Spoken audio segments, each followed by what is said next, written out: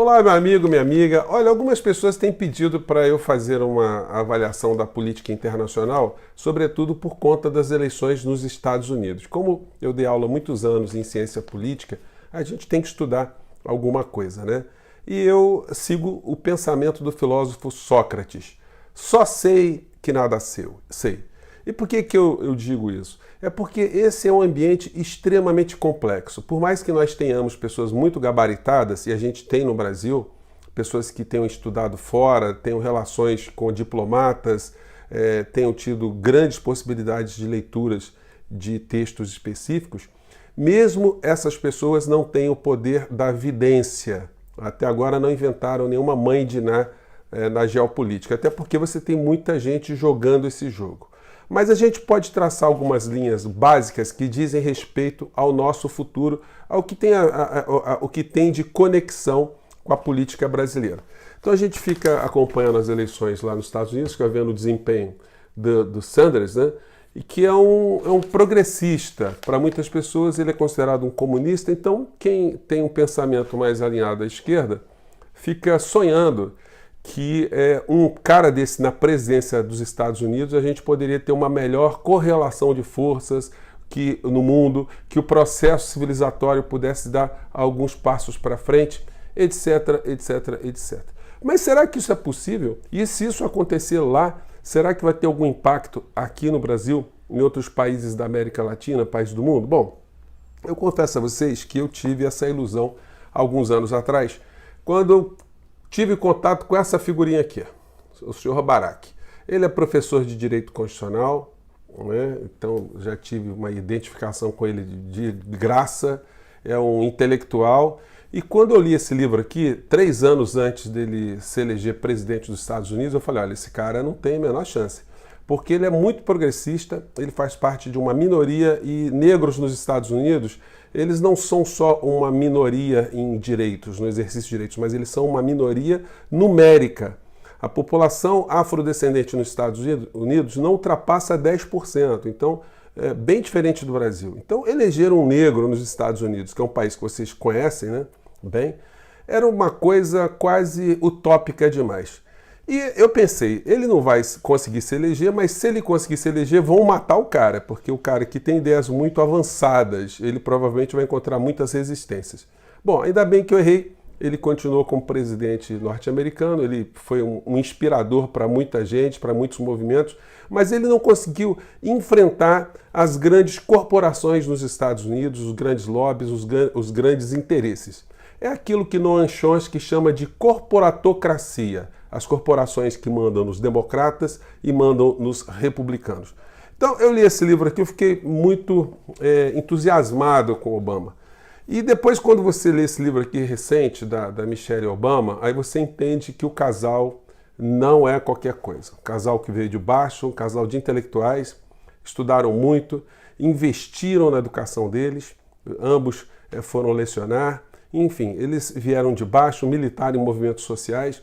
Então, eles tinham tudo para não conseguirem chegar aonde eles chegaram. Não é à toa que Michelle Obama, ela como também é uma intelectual, ela está sendo cotada, inclusive, para aparecer nesse jogo nos Estados Unidos, para disputar as eleições com candidatura, né, de maior enfrentamento ao que está acontecendo por lá.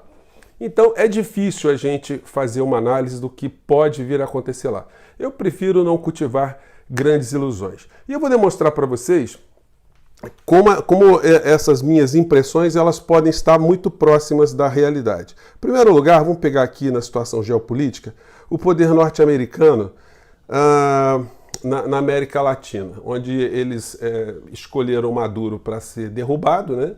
Eu não vou entrar nesse mérito, e escolheram o Guaidó, que é uma figura que tem se demonstrado internacionalmente ser a figura mais ridícula, o mais palhaço, o mais patético e anedótico da política internacional. Nesse encontro aqui, o presidente da Colômbia, ele dizia que o Guaidó ele estava empossado como presidente da Venezuela e que Maduro estava com as horas contadas. Vamos ver aqui como é que é essa história. Eu chego no Republicanos e Democratas. Vamos ver. Y hoy es digno de aplaudir lo que está viendo el mundo, y es que la dictadura de Venezuela le quedan muy pocas horas, porque hay un nuevo régimen institucional que se está creando gracias al trabajo que ha jugado Colombia y otros países.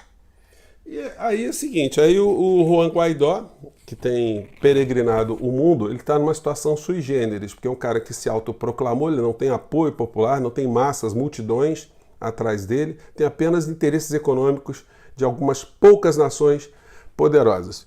E agora a gente vê, ele continua tentando buscar situações lá na Venezuela que o projetem a cada momento. E aí chega a situações mais patéticas, mais ridículas, como essa tentativa dele pular o muro da Assembleia venezuelana. Ele não precisava disso porque ele tinha livre acesso. Os outros deputados que tinham a prisão decretada, alguns tinham perdido o mandato, esses não puderam entrar para a sessão que Guaidó estava tentando entrar junto com eles.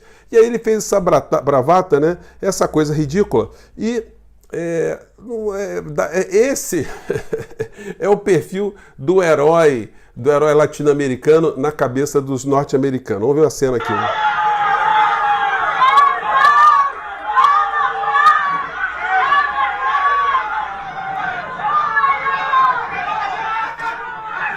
Enfim, ele não consegue passar. E aí a gente está vendo agora o encontro do presidente norte-americano na abertura dos trabalhos do Congresso norte-americano, e lá estão todos os deputados democratas e os republicanos. Qual é a visão que essas pessoas têm sobre o golpista Guaidó, o autoproclamado, o testa de ferro dos interesses norte-americanos dentro da Venezuela? É um cara que não tem país, um cara que não tem parlamento, um cara que não tem povo atrás dele. Enfim, o cara já está sendo acusado de corrupção, mas aí vocês, quando analisam o comportamento dos dois partidos fundamentais dos Estados Unidos com relação a essa criatura, aí você fala, meu Deus, olha, tá ruim de alguém ganhar as eleições lá e ter uma mudança geopolítica, né? Vamos pegar aqui o trecho, vamos lá. Is the true and legitimate president of Venezuela, Juan Guaidó. Mr. President, please take this message back to your family.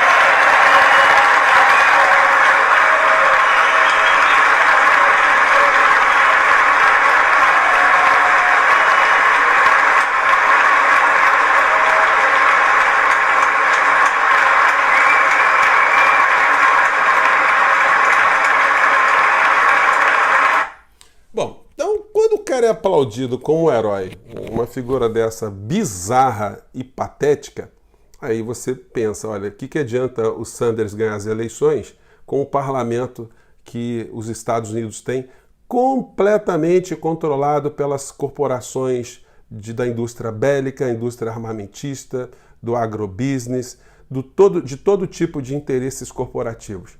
Fica ruim, né?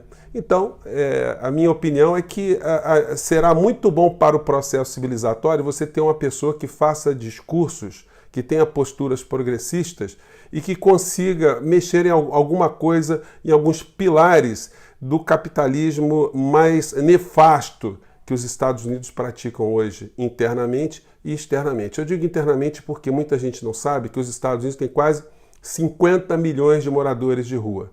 É muita gente, não tem assistência médica para todo cidadão norte-americano, eles têm muitos problemas lá também. No entanto, existe sempre a promiscuidade das grandes corporações, os grandes meios de comunicação e os políticos que são eleitos por eles lá, né?